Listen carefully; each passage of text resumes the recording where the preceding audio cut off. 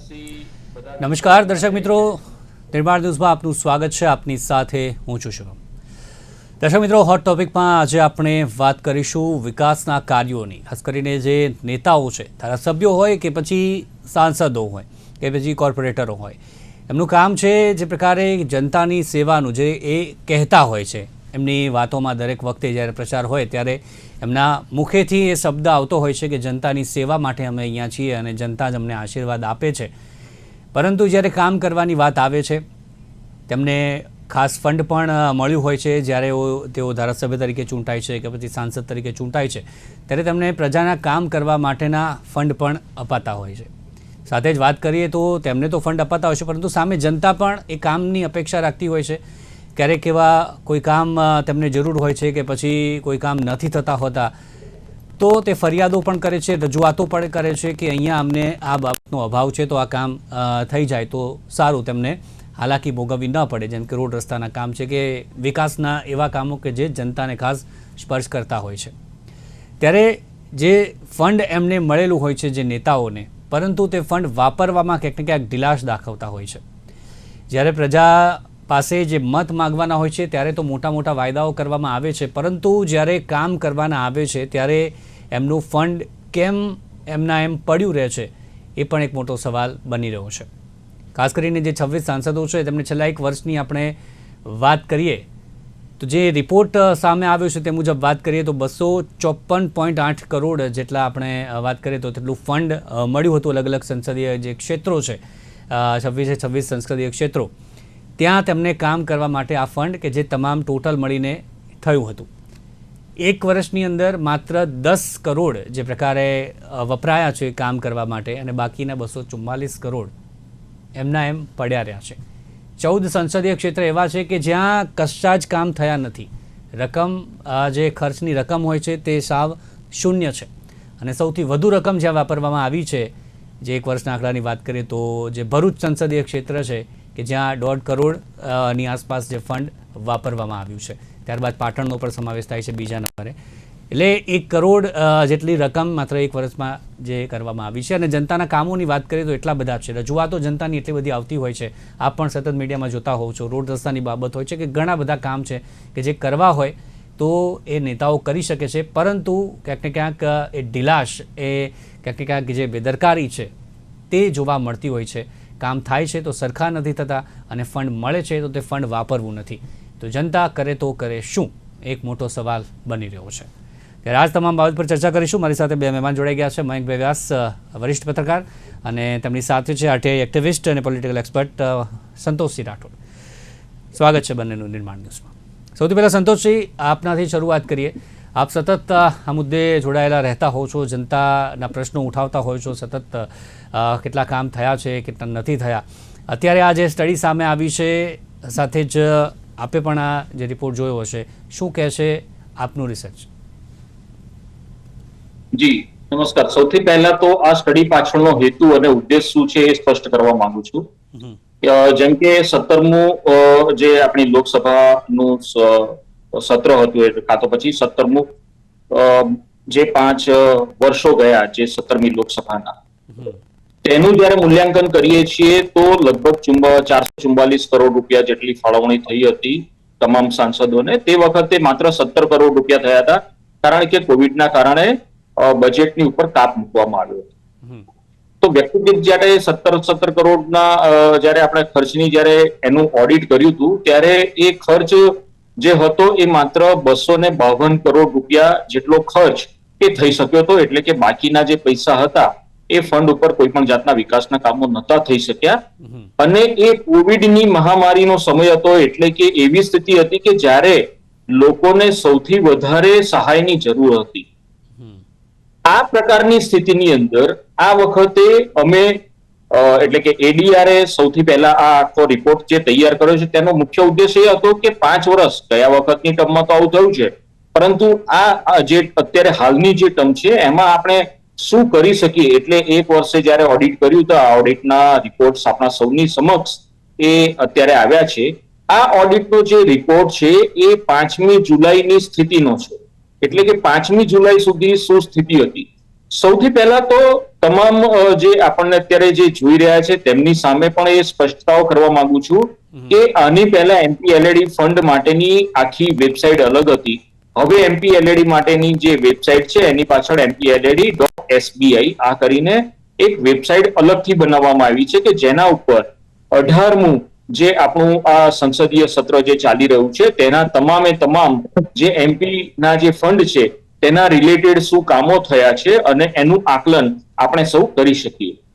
જ્યારે આપણે આખા સમગ્ર ફંડની વાત કરીએ છીએ તો એ સમગ્ર ફંડ કેમ આપવામાં આવતો હોય છે અને એની પાછળનો ઉદ્દેશ શું હતો કે નાના મોટા કામો, જેમ તમે પણ જણાવ્યું કે નાના મોટા એવા કામો કે જેમાં નાગરિકોને ડાયરેક્ટ પોતાની સાથે જે ચૂંટાયેલો પ્રતિનિધિ છે પ્રતિનિધિને જ રજૂઆત કરીને એ નાના મોટા કામો થઈ જાય.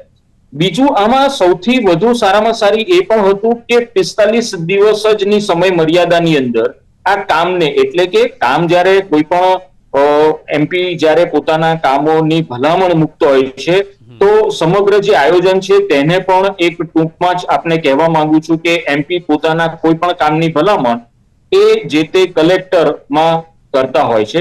જે જિલ્લામાં આવતા હોય તે કલેક્ટરને કરતા હોય છે.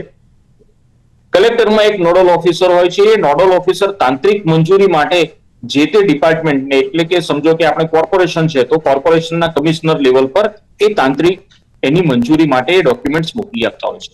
આ તાંત્રિક મંજૂરી બાદ એ ફરીથી કલેક્ટર ઓફિસમાં આવે છે અને ત્યારબાદ તેના ઉપરનું જે બજેટ હોય છે તે રિલીઝ થાય છે અને વર્ક કમ્પ્લીટેશનના આધારે એ પૈસાના નાણાં એ છૂટા થતા હોય છે.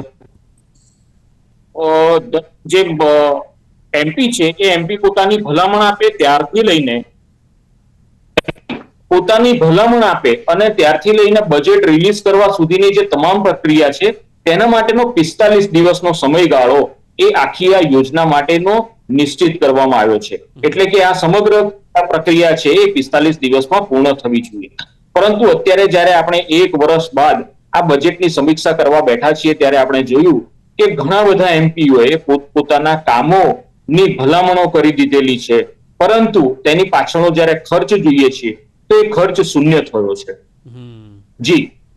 જી ચોક્કસથી મયંકભાઈ, એ જ કે ભલામણો કરી છે પરંતુ કામ જોવા જઈએ જે રકમ છે તે શૂન્ય છે. ફંડ મળે છે પરંતુ જે વાપરવામાં, વિકાસના કામો કરવામાં, જનતાના કામો કરવામાં ઢીલાશ કેમ દાખવી રહ્યા છે? આપને શું લાગે છે? હવે જનતા પણ આશા રાખે છે, જનતા કરે તો કરે શું? જનતા તો બિચારી વોટ આપીને પસ્તાય છે.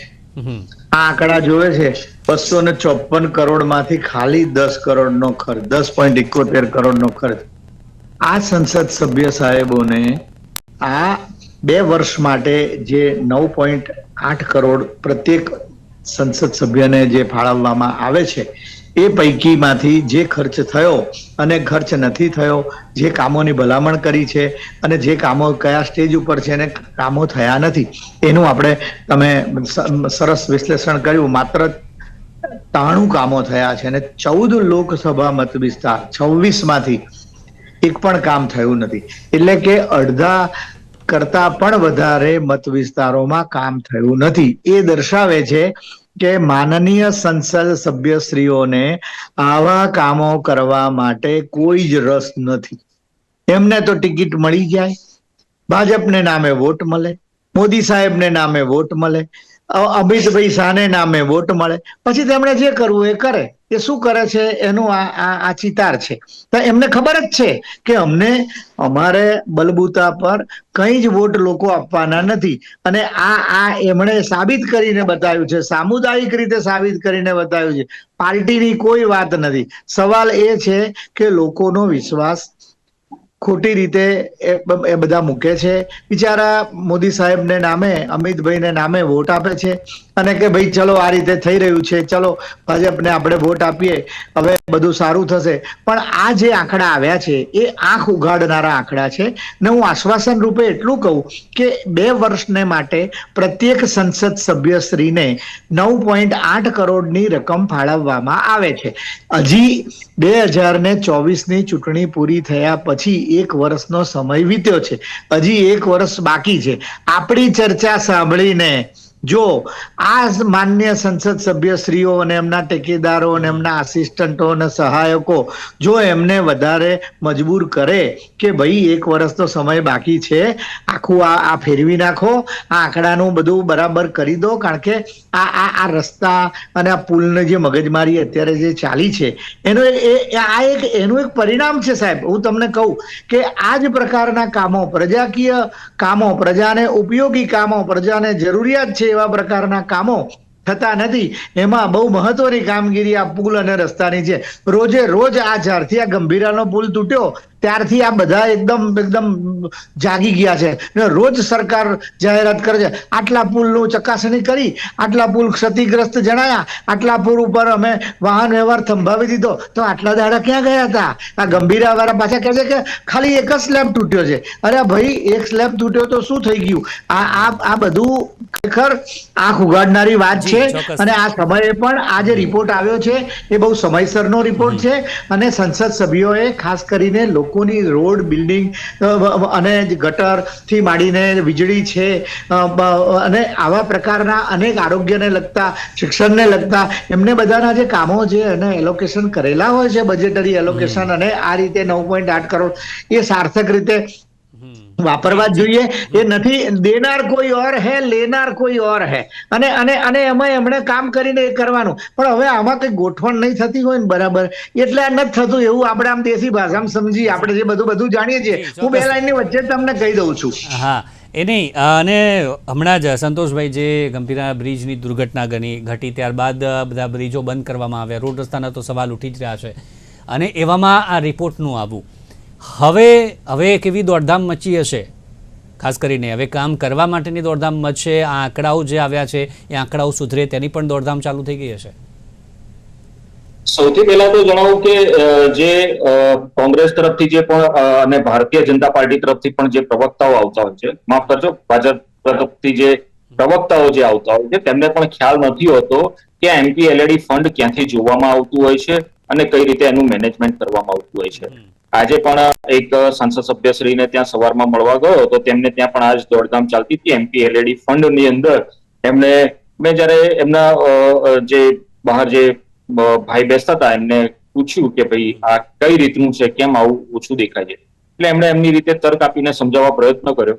પછી મેં જયારે એમને પોર્ટલ ખોલી આપ્યું અને ડાયરેક્ટ એમાં બતાડ્યું કે 0 કામ થયું છે, ત્યારે એ પણ આશ્ચર્ય અનુભવ્યું તેમને કે આવું કેમ થયું છે. એટલે અત્યારે દોડધામ તો ચારે બાજુ થઈ ગઈ છે, પરંતુ આ જે રિપોર્ટ આવો, સમાચારોમાં પ્રસારિત થવું, પેપરોમાં છપાવું અને આની જ્યારે ચર્ચા થાય છે ત્યાર પછી એમની ઊંઘમાંથી તેઓ જાગે છે. 45 દિવસ ઘટના થાય પછી દોડધામ મચે. એટલે 45 દિવસની અંદર જે પ્રક્રિયા પૂર્ણ થવી જોઈતી હતી, જે સંકલન થવું જોઈતું હતું, જેમણે સંકલન સમિતિની અંદર સાંસદ સભ્યશ્રીએ પોતે પાર્ટિસિપેટ થઈને ક્યાં મારું કામ અટક્યું છે, કેમ ચાલુ નથી થયું, આ બધું જે ઓડિટ કરવાનું થતું હોય છે એ ઓડિટ પ્રોપર થતું નથી. જો મેં આપને પહેલા પણ જણાવ્યું કે પહેલા અલગ એક વેબસાઇટ હતી કે જેની અંદર આ તમામ પ્રકારના ખર્ચા MPLAD ફંડ દેખાતો હતો, અને હવે SBI ની પોતાની એક વેબસાઇટ એમણે બનાવેલી છે MPLAD.SBI, કે જેની અંદર ટાટા કન્સલ્ટન્સી અને SBI આ બંને ભેગા થઈને આખી વેબસાઇટ બનાવેલી છે. કે જેમાં પહેલા જે વેબસાઇટ હતી તેમાં તો સેક્ટર વાઇઝ પણ દેખાતા હતા કે કયા કયા સેક્ટરમાં, એટલે કે હેલ્થ સેક્ટરમાં, રોડ સેક્ટરમાં કે પછી બાંધકામ ક્ષેત્રમાં આ સેક્ટર મુજબના કેટલા ખર્ચા કરેલા છે એ દેખાતું હતું. પણ હવે એ દેખાતું નથી કે સેક્ટર પ્રમાણે કેટલા ખર્ચા કરેલા છે. એ પોઝિટિવ જો બાબત જો લઈએ તો હવેની જે નવી જે સિસ્ટમ જે ઊભી કરવામાં આવી છે, આ નવી સિસ્ટમની અંદર કોઈ પણ નાગરિક જેને જે કામની જરૂર છે એ પણ પોતે રિકમેન્ડેશન કરી શકે છે, એ પણ પોતે અરજી પોતાના જે સંસદ સભ્ય છે તેને ઓનલાઈન આ વેબસાઇટના મારફતે કરી શકે છે. આ એક પોઝિટિવ પણ આ વસ્તુ છે. પરંતુ આ જે તમામ જે વસ્તુઓ જે થઈ રહી છે, જે નવા અત્યારે 2023 થી જે નવી વેબસાઇટો બનાવવાની, પરંતુ જે આપણા જે સાંસદો છે તો જૂના જ છે, એ લોકોએ સારી રીતે ટ્રેનિંગ લેવી પડશે, એ લોકોએ પાર્ટિસિપેટ કરવું પડશે, એ લોકોએ સંકલન સમિતિમાં જવું પડશે, ત્યારે એ સાર્થક થશે ને 45 દિવસમાં એ કામો પૂર્ણ થશે. એટલે કે 45 દિવસમાં એ કામ શરૂઆત થશે 45 દિવસમાં, બાકી સમગ્ર પ્રક્રિયાઓ પૂરી થઈ અને કામની શરૂઆત થશે. ત્યાર પછી આ 1 વર્ષની અંદર આવા પ્રકારના કામો એ પૂરા થશે. નહીં તો અત્યારે જે આપણે જોઈ રહ્યા છીએ આ જ પ્રકારની સ્થિતિ કન્ટિન્યુ ચાલુ ને ચાલુ રહેશે. જી, આ તમામ બાબતમાં જે યોજનાઓની વાત કરીએ મયંકભાઈ, તો યોજનાઓ નો અભાવ એક આ કારણ હોઈ શકે, પરંતુ યોજનાઓ તો ઘણી બધી છે. જો કામ કરવું હોય તો યોજનાઓ પણ છે, સાથે જ અમલીકરણ, જે દર વખતે આપણે આ ચર્ચા કરતા હોઈએ છીએ કે કોઈ પણ કામ તો વાયદાઓ તો કરી નાખવાના, બનાવી નાખવાના કોઈ પણ, પરંતુ તેનું અમલીકરણ કેવી રીતે કરવું છે તેમાં ક્યાંક ને ક્યાંક નિષ્ફળતા લાગતી હોય છે. આ 2 અને ત્રીજું છે મનસા. આ 3માંથી આપને કયા કારણ લાગી રહ્યા છે? મનસા જ સૌથી મોટી, દાનત જ નથી કરવાની. અને એ કારણ કે ધ્યાન બીજે છે, એમનું ધ્યાન ખરેખર જે લોકોના કામમાં જે લાગવું જોઈએ એ કામમાં છે જ નહીં, એ બીજી આગી પાછી કરવામાં ધ્યાન છે. એટલે એટલી બધી રકમ બધી ફાજલ જાય છે, અત્યાર સુધી પડી નથી.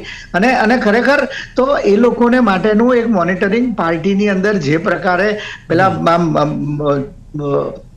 ચેકલિસ્ટો અને શિસ્ત સમિતિઓ ને બધું જે બધું બનાવે છે તેમાં આઈ કરવું જોઈએ કે ભાઈ પ્રજાના કામો કેટલા, કારણ કે વર્ષે દિવસે પછી ઉપરથી હુકમ છૂટે કે ભાઈ ચૂંટણી નજીક આવે છે, મતદારોને બધાને કન્વિન્સ કરવાના છે, એટલે કેન્દ્ર સરકારની રાજ્ય સરકારની યોજનાઓની સફળતાઓ કેટલી થઈ એના માટે બધી જગ્યાએ એ કરો ને મેળાવડાઓ કરો ને બધાને જાણ કરો અને લોકોને માહિતગાર કરો, એવી બધી વાત આવે ત્યારે હવે શું આમાંથી તમે આંકડા આપવાના હતા? કેટલા 14 સંસદ સભ્યો તો કશું બોલી શકે એમ છે નહીં. હવે મુદ્દોની વાત એ છે કે દાનત જ નથી સાહેબ. તમને કહું, એમને એવું છે કે અમને એક વખત ભાજપમાંથી મળી ગઈ ને એટલે પતી ગયું કે અમે ટિકિટ જોઈએ બસ, બાકી બધું પ્રજાનું કામ થવું હોય તો થાય. આ ભાઈ સંતોષજીએ કહ્યું કે વેબસાઇટો છે ને આ છે, સંસદ સભ્યો જૂના છે, આ બધી વેબસાઇટો નવી થઈ. હવે પણ એ લોકોને સાહેબ આ કોઈને કઈ ધ્યાન જ નથી અને લોકોને કરવું નથી. સમજ તો પડતી હોય છે કે કરવું જોઈએ, પણ કે કોણ પૂછનાર છે? ખરેખર તો એકાઉન્ટેબિલિટી જે રીતે આજે એક સમાચાર બહુ મહત્વના છે કે માનનીય મુખ્યમંત્રી શ્રી ભૂપેન્દ્રભાઈ પટેલ ખૂબ જ અકળાયા અને બધા રસ્તાના એના બધાના કામો બાબત માટે બધાને કીધું કે ભાઈ એસીની ઓફિસમાં બેસીને રિપોર્ટ ના બનાવો, પ્રજાના ટેક્સમાંથી પૈસા ચૂકવાય છે એટલે તમે જરા બરાબર ધ્યાન આપો. એવું મુખ્યમંત્રીએ જ્યારે ઉઘાડે છોક લોકોને ખખડાઈને કહેવું પડે એ પરિસ્થિતિ આવે, મૃદુભાષી આપણા મુખ્યમંત્રી આવું ત્રીજું નેત્ર ક્યારે ખોલતા હશે કે જ્યારે એમને થયું કે ભાઈ આ થોડુંક વધારે પડતું થઈ રહ્યું છે લોકોની, એટલે કે ચૂંટાયેલા પ્રતિનિધિઓની, પ્રજાપ્રતિનિધિઓની બેદરકારી વધતી જઈ રહી છે. એટલે એમણે એ સમયસર જાગીને કર્યું. આ ગંભીરાના પુલનું તૂટવું તો બહુ સારું થયું છે કે આ બધા પુલો બિચારા કેવી હાલતમાં, તમે જુઓ તો ખરા કે કેટલાય પુલો, ખખડધજ પુલો, આપણે અમદાવાદમાં કેટલા પુલો તમે લિસ્ટો બધા આવે છે રોજ કે આ પુલ ઉપરથી લોકો તો કહે છે કે ભાઈ આમ પ્લેનમાં બેસવું એ બહુ જોખમી બન્યું છે, પુલ ઉપર જવું જોખમી બન્યું છે. હવે ટ્રેનમાં બેસવું, ટ્રેનના એક્સિડન્ટ, માણસો જવું તો જવું ક્યાં? અને આ બધી પરિસ્થિતિ જે પ્રમાણેની છે, કઈ વરસાદ એટલો બધો આ વર્ષે પડ્યો નથી, 50% જ વરસાદ થયો છે અત્યાર સુધીમાં. અને એવો દર વર્ષે અષાઢી મેઘ જેમ તૂટી પડે છે અને જળબંબાકાર 10-10 ઇંચ પડે છે, એવો નથી પડ્યો કે રોડો તોડી નાખે. તો આ તો જૂના વર્ષોના તૂટેલા છે. અને બીજી એક વાત તમારું ધ્યાન દોરવા આ માધ્યમથી કહું કે જે વિસ્તારના આવા પ્રકારના ખખડધજ પુલો, રસ્તાઓથી માંડીને આરોગ્ય, શિક્ષણ અને એને લગતી જે કઈ પ્રજાકીય બાબતોની જે કામગીરી છે એમાં બિન ભાજપી પ્રતિનિધિ જે વિસ્તારમાંથી ચૂંટાયા હોય એ વિસ્તારમાં કામગીરી કરવાની મોડાશ રાખવામાં આવી રહી હોવાની પણ કેટલીક જગ્યાએથી ફરિયાદો ઊભી થયેલી છે. ગંભીરા પુલની બાબત માટે પણ ભૂતકાળમાં પણ જે રીતે ગંભીરા પુલ બહુ ગંભીર ઘટના છે અને એ 45-40 વર્ષ જૂનો પુલ હતો અને રિપેર કરાવો વર્ષોથી કહેતા હતા, કોઈ સાંભળતું જ નહોતું. કારણ કે એમને થતું હતું કે આ બધા કાંઠાગાળાના મહીસાગર કિનારાના ગંભીરા બોરસદ પાસેના તો બધા પરંપરાગત બિન ભાજપી મતદારોનો વિસ્તાર છે, એટલે પણ પછી પેલા કહ્યું કે અમે રાજીનામું આપ્યા, અમે ચૂંટીને તમને કોંગ્રેસ ભાજપ વાળા છૂટો પણ આ રસ્તો બનાવો, આ પુલ બનાવો. એટલે પરિસ્થિતિ, સવાલ વૃત્તિનો અને દાનત. તમે જે પૂછ્યું ને ભાઈ કે વાતમાં શું છે, તો આયોજનો તો બહુ સારા છે, આઈએસ ઓફિસરો બધા આયોજનો કરીને આપે આ તે, પણ પેલા એમપી સાહેબને તો કોઈ ધ્યાન જ નથી આમાં. કારણ કે આ એનો નમૂનો છે ને, હું એવું માનું છું કે ગનીમત છે, દૂર આયે દેરસ્ત આયે, જાગ્યા ત્યાંથી સવાર 2 વર્ષ માટે 9.8 કરોડ મળતા હતા, મળે છે. એ પૈકી 1 વર્ષ પૂરું થયું છે. હવે બનતી ત્વરાએ, બનતી ઝડપે, ભલે એમનું ધ્યાન બીજે હશે, એમને કદાચ કમ્પલ્ઝન બી હશે કે એ લોકોને એવું પણ કહેવામાં આવતું હશે, બિચારા કહી ના શકતા હોય કે આમ કરવું જોઈએ તેમ કરવું જોઈએ, બધા જાતભાતના નિર્દેશો અને ઉપર બધું ચાલતું હોય. હવે શી ખબર, પાર્ટીમાં તો ઘણું ચાલે, પણ મુદ્દો મારો કહેવાનો મતલબ છે કે પ્રજાને લક્ષ્યમાં રાખીને, પ્રજાને કેન્દ્રમાં રાખીને જે કઈ કામગીરી પ્રજાના હિત માટેની, પ્રજાની જરૂરિયાત માટેની કામગીરી હોય એને પ્રાયોરિટી આપવી પડે. પછીથી ચૂંટણી તો હજી કહે છે કે હવે તો બધી વાર છે ને, 2027, 2029, હવે તો 24માં તો ચૂંટાયા છે, હવે 27 તો 29માં જવાબ આપવાનો છે. એવું નથી, પ્રજા બહુ જાગૃત થઈ ગઈ છે. આ રિપોર્ટ એનું પરિણામ છે. મુખ્યમંત્રી શ્રીએ બહુ સમયસરનો પ્રતિભાવ દાખવ્યો છે કે ભાઈ આ બધાને ઊંઘ ઉડાડો કે બધું કામ કરો, નહીં તો લોકો ડંડા લઈને પાછળ પડશે. લોકો બહુ જાગૃત થઈ ગયા છે. સોશિયલ મીડિયામાં જે પ્રકારના જે બધી કોમેન્ટો આવે છે ને, આપણે જુઓ તો આ બધા તો વાંચતા હશે, શી ખબર શરમાતા નથી પણ વાંચતા તો હશે. એટલે એ વાંચીને પોઝિટિવલી લઈ અને એનું કામ કરીને થોડો દાખલો બેસાડે એવું કામ કરો. મનસુખભાઈ વસાવા ભરૂચના સંસદ સભ્ય સૌથી વધુ બોલકા સંસદ સભ્ય છે. કેટલી બધી બાબતો, કેટલાય વિષયો ઉપર એ બોલે છે. આદિવાસીઓના હિતથી માંડીને, કર્મચારીઓના હિતથી માંડીને બધી બહુ વિચારા બોલે છે. તમે જુઓ કે એ માણસે સૌથી વધુ કામો એમના મત વિસ્તારમાં થયા છે. હવે એટલા પૈસા સૌથી વધુ ખર્ચ્યા છે એમણે. હવે વિચાર કરો કે આ બીજા કોઈ લોકોને તો કઈ જાણે એમ જ નહીં, ખાલી સહી કરીને તમે રેકમેન્ડ કરી એટલે પતી ગયું. ફોલોઅપ બી કરાવવું જોઈએ. સંતોષસિંહજીએ કહ્યું કે ફોલોઅપ જ થતું નથી. હવે ફોલોઅપ કરાવવું જોઈએ, લોકોને સિસ્ટમની ખબર નથી.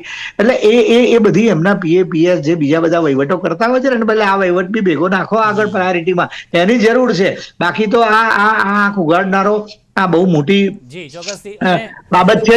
10 કરોડ જ ખર્ચાયા 1 વર્ષમાં, તો બાકીના વર્ષમાં બાકીના પૂરા કરી દેવા જોઈએ. અને આપણે ભવિષ્યમાં જયારે તમને અમે ફરીવાર માનો કે આવી ચર્ચા કરવા બોલાવો આ જ વિષય પરની, તો એની અંદર અમે પણ એવું કહીએ આમ ગર્વથી કે ભાઈ નહીં ના હો, એટલે આપણે ચર્ચા કરીને એની અંદરથી બરાબર લોકોની આંખ ઉઘડી અને આ બધા ખર્ચો સરભર થયો છે, લોકોના કામો થયા છે. ખરેખર ગમે તે હોય, લોકોના કામો થવા જોઈએ, બસ મોટી વાત એ છે. પ્રજાકીય એવી ચર્ચા આપ કરવા માંગો છો, પણ એવી ચર્ચા ક્યારે આપણે કરીશું એ કોઈ કહી નથી શકતું.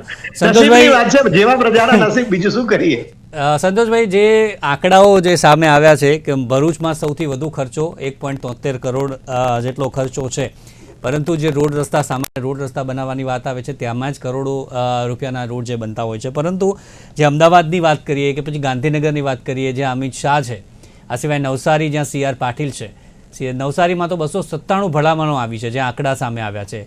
ગાંધીનગરમાં અમિત શાહના મતક્ષેત્રમાં જે 36 ભલામણો છે, અમદાવાદમાં 75 જે ભલામણો છે, બંને પૂર્વ પશ્ચિમ બંને થઈને.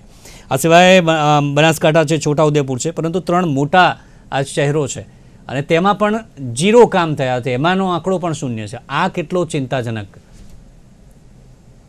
જી, આપણા માટે એ આમ તો એક ગર્વ લેવાની વાત એ થાય કે અમદાવાદની અંદર 3 MP છે, કે અમદાવાદ પૂર્વ, પશ્ચિમ અને કેટલોક વિસ્તાર અમિત શાહનો. પરંતુ જ્યારે કામ જોઈએ છે તો એ કામ કેમ નથી થયું, તો એની પાછળનું એક કારણ એ પણ હોઈ શકે કે અમદાવાદની અંદર જે પણ રાજકીય મેળાવડા થાય છે, આખા ગુજરાતની અંદર જે પણ રાજકીય મેળાવડા થતા હોય, ક્યાંય પણ શક્તિ પ્રદર્શન કરવું હોય તો એનું એક કેન્દ્ર જે છે અમદાવાદ રહેતું હોય છે. એ પછી કાંકરિયા કાર્નિવલ હોય, કાઇટ ફેસ્ટિવલ હોય, ફ્લાવર શો હોય, કે પછી અન્ય યોગ માટેનો દિવસ હોય, કે તિરંગા યાત્રાઓ હોય, કે કોઈ વિદેશથી મહેમાન આવતું હોય, તો આ બધાની પાછળ પણ તંત્ર ક્યાંક ને ક્યાંક જોડાયેલું રહે છે.